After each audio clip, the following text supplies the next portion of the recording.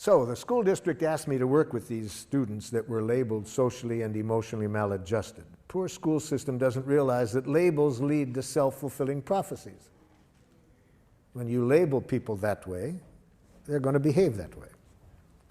Come on, be honest. If you are labeled socially and emotionally maladjusted, you're one of those students, doesn't that give you permission to have fun in school?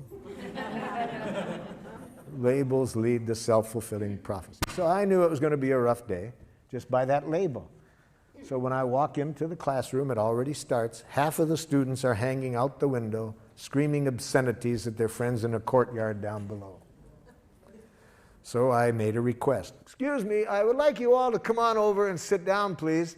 I'd like to tell you who I am, what I'd like to do today. Half the students come over. I wasn't sure the other half had even heard me, so I repeated it. Would you all please come over? Now everybody comes over with the exception of 2 young men. Just my luck, the 2 that didn't come over, the biggest ones in the classroom. And again, I wasn't too sure they'd heard me, and I was praying it might just be a problem with acoustics, so I said, would one of you 2 gentlemen tell me, please, what you heard me say?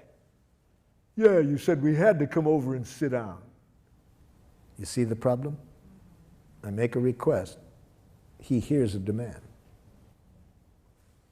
So I said, sir, I have learned to always use sir with people who have biceps like he did.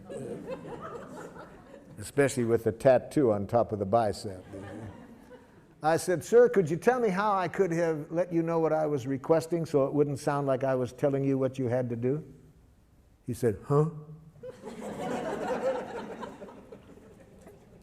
See, that's a radical paradigm shift for somebody who's been educated under domination conditions, domination structures where authorities claim to know what's right, you have to do it or else, you see?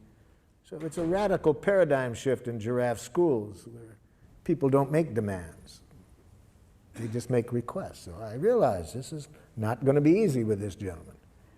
He's probably carrying with him a lot of traces of being punished when he doesn't do what other people want, or blamed.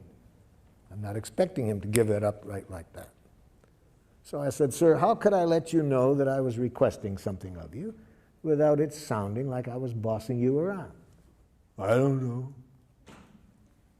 I said, just what's happening between you and me right now is much that I wanted to talk about today, because I was wanting to look at a way we could interact where nobody bosses others around. And I didn't expect life to be so easy. That was all he needed. He trusted at that point that I wasn't trying to tell him what to do. And he came over, and we had a very cooperative day. But as long as people hear our request as demands, they have only 2 choices, submission or rebellion. And neither of us are going to connect us with people in a way that's good for anybody. So the main thing that's the difference is not how nicely we say it, but how we treat people when they don't do what we want.